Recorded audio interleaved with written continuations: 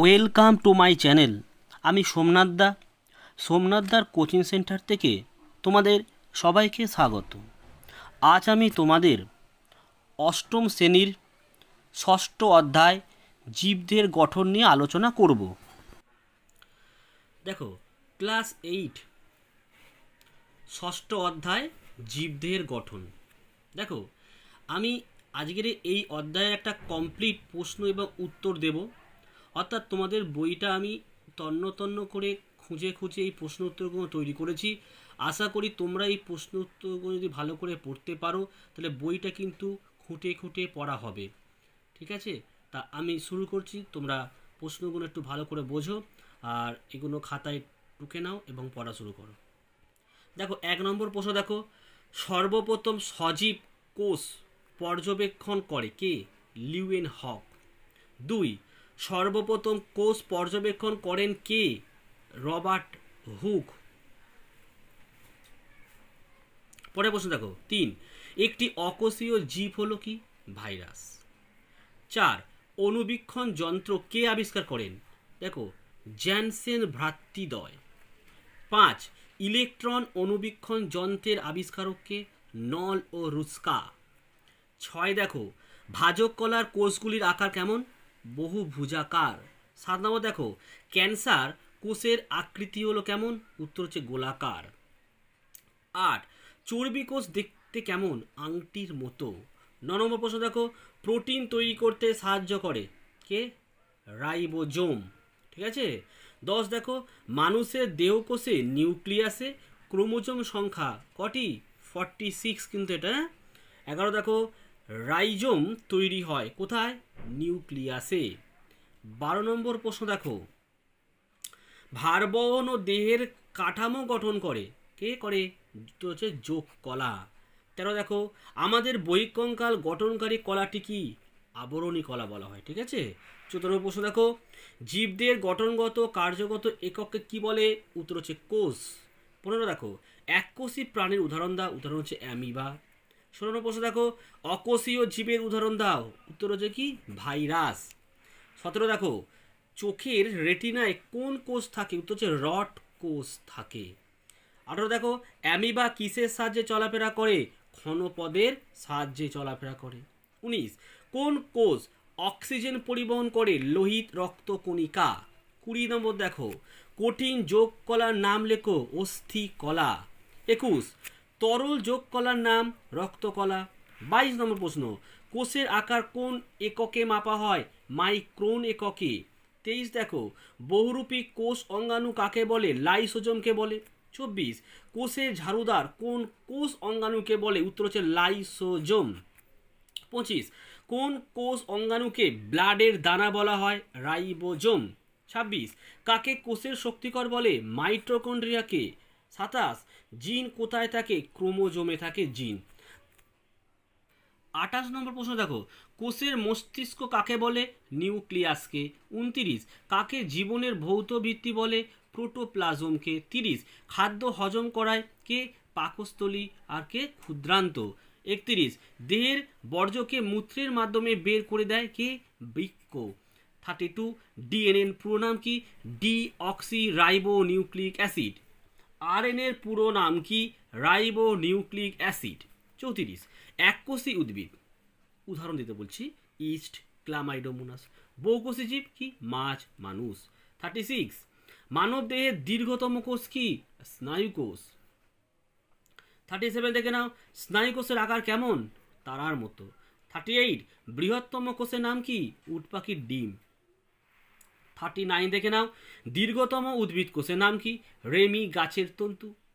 40, মানবদের ক্ষুদ্রতম কোষের নাম কি? শ্বেত রক্তকণিকা।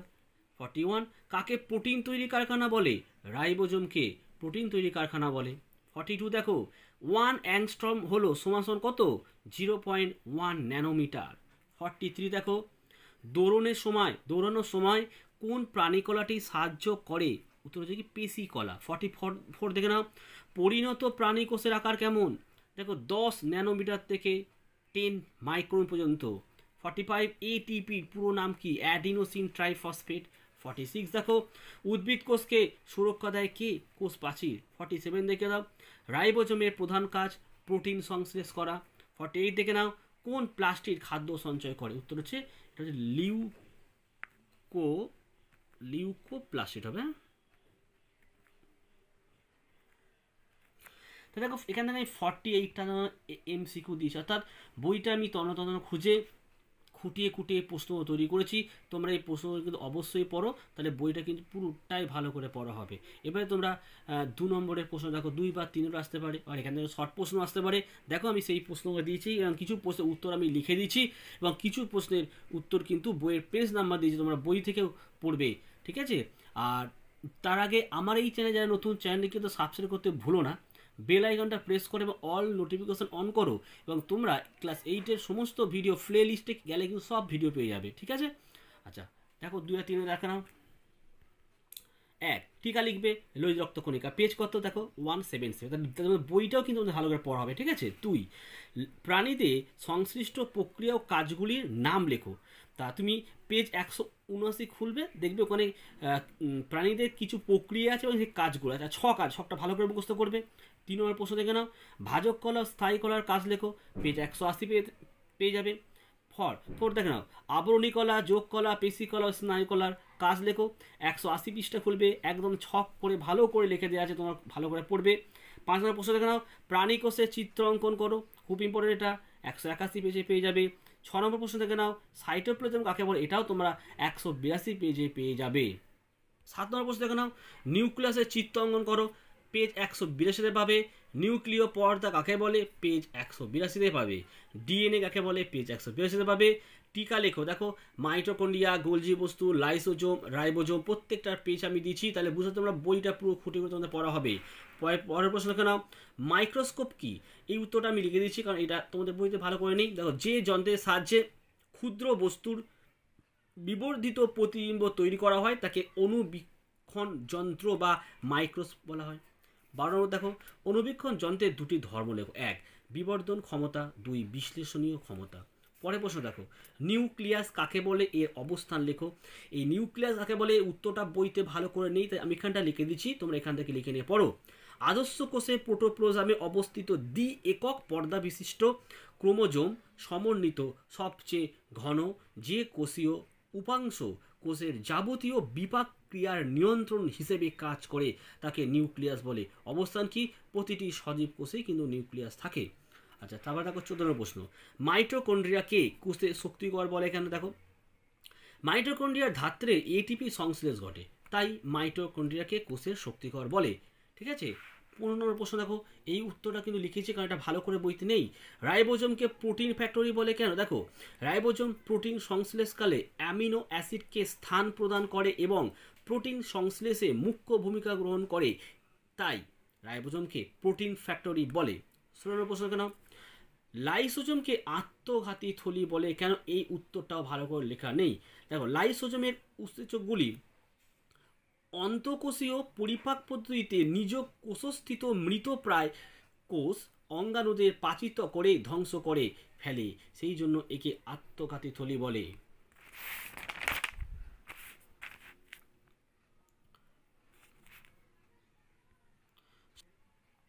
দেখ 17 দেখো, প্লাস্টিড কাকে বলে, কয় প্রকার কি কি, পেজ 186।